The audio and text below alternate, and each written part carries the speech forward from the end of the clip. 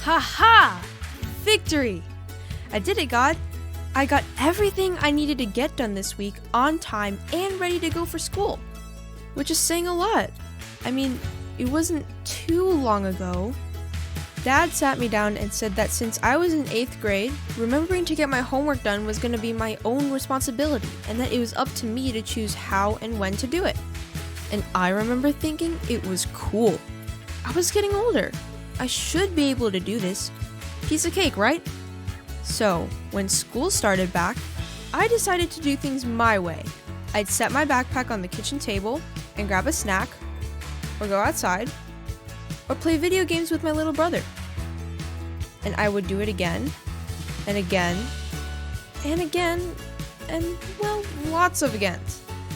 Everything was good until I looked at my current grades online. Let's just say, not good. And the reason? I was missing homework assignments. I told Dad about it. He wasn't thrilled, but wasn't angry either. He told me that if I want to make sure to get all my homework done, it's up to me to make it a priority. And you know what? He was right. I just needed your help to take control of the situation. So I asked you for help and the attitude to get my homework done no matter what. And you did, because instead of going off and doing whatever I wanted right when I got home, I decided I would try and do my homework as soon as I got home. So I'd just eat a snack while I worked, or let my friends know I'll be outside as soon as I finish, or tell Riles I'd play video games with him in a little bit. It wasn't always easy. There's always a million other things I would rather be doing than my homework. But it all paid off. I brought my grades back up. I was pretty stoked. Dad was too. Anyway, getting my homework done, even though it was the last thing I wanted to do, has been good. And I am grateful for the self-control you gave me, God, to get it done. Okay, gotta go. Gonna play some video games with Riles. Talk with you later, God.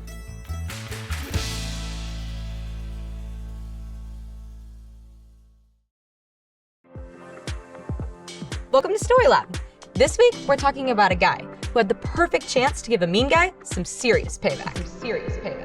Was that an echo?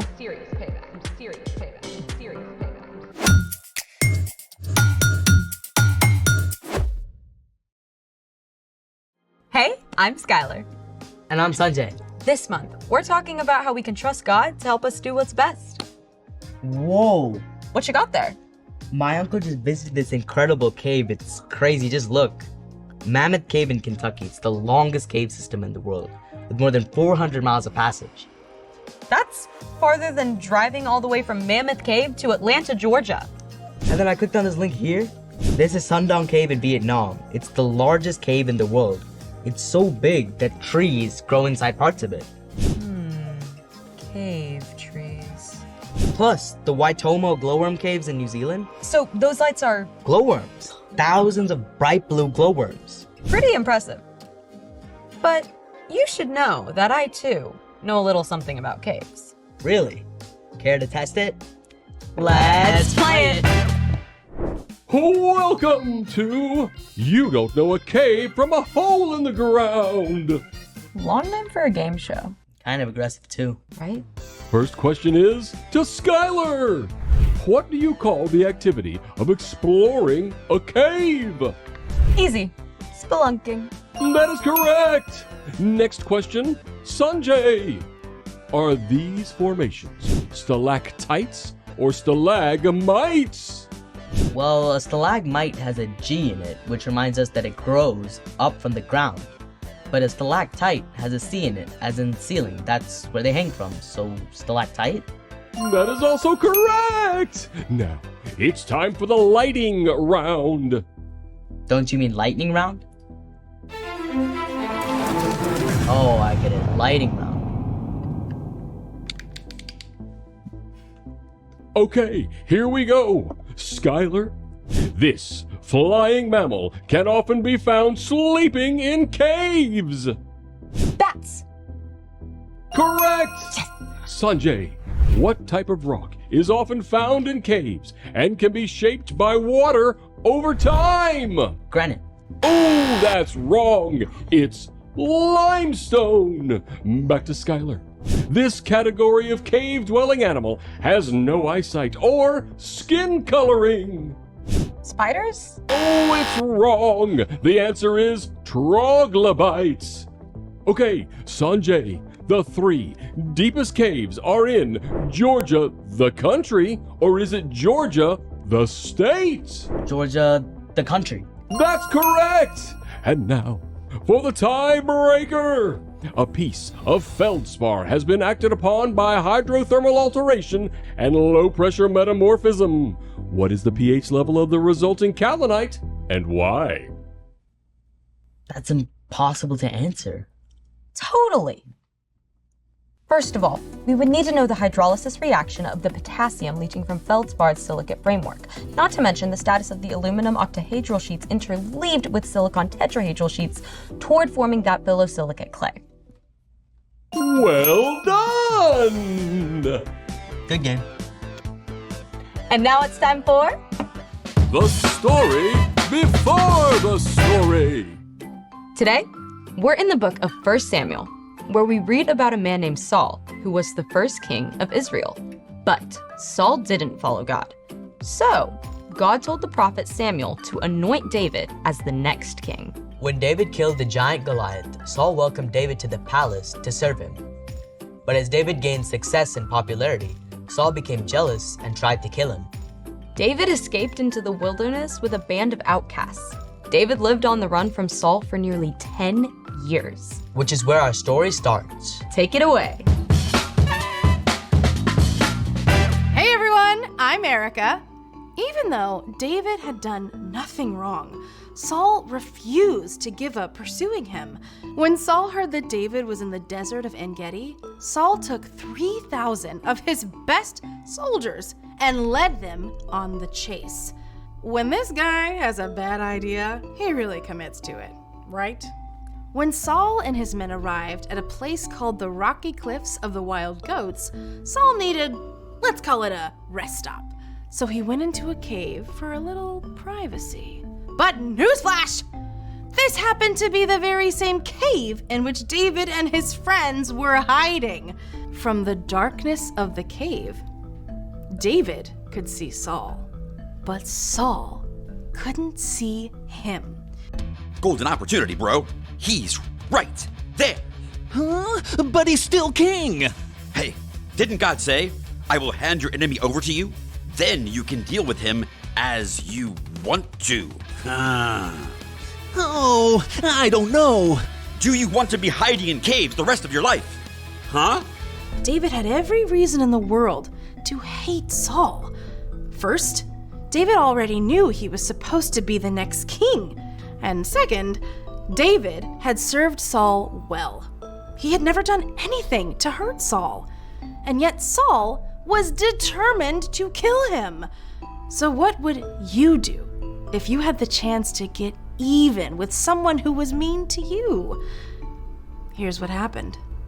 Ever so slowly, David crawled toward Saul. He was careful not to make a sound.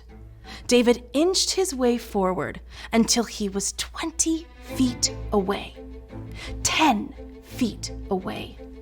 Saul had no idea his enemy was right behind him. David chose not to hurt Saul. Instead, he simply cut off a piece of Saul's robe as proof that he could have hurt Saul. But when Saul left the cave, David felt sorry for even that one small act against Saul.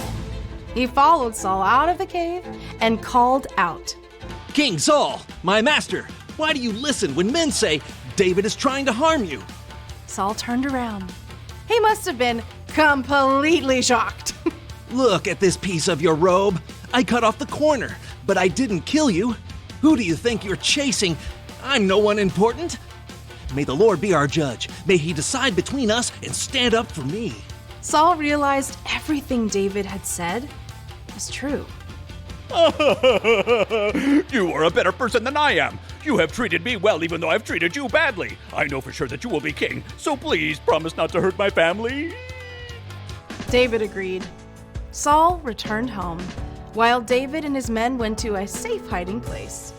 Even though Saul was still his enemy, David had peace, knowing he had chosen to stop and trust God, instead of taking payback into his own hands. The end. Wow. Yeah, that could have gone a lot differently. It would have, if David hadn't stopped to think first when Saul showed up. So, what's our part in the story? Well, you're probably not going to run into your worst enemy in a cave anytime soon, but just like David, you can show self-control when you stop to think first and ask God to help you do what's best. Self-control is about choosing to do what's best, even when you don't want to. Like, if someone's being mean to you at school, instead of being mean back, stop, take a deep breath, and you can silently ask God to help you in that moment. Maybe you tell them to stop, and then maybe you walk away. And if it's something that has happened before, you can find a trusted grown-up and talk to them about it. Good point. We run into these situations every day where it's important to stop and think first before acting. Like when I think about something funny to say when my teacher's talking. You? No. Definitely stop and think about those consequences. It could be your little brother spills milk all over your homework. Or someone cuts in line. Or you go to grab something at the back of the pantry and you end up dropping 20 things in the process and you just want to lose it and you want to start throwing things and yeah! Domino effect. Yes, exactly. All good times to take a deep breath and think before you act.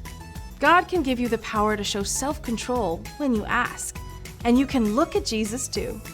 He had all of the power in the world, even though he could have just done it, just like that. You've got it. See y'all next time. Bye. So here's the thing. Think before you act. I think I'm gonna check out some more awesome caves. But first, some cave snacks. Rock candy. I love this stuff. Thanks for joining us in the Story Lab. See you next time. Time to gear up.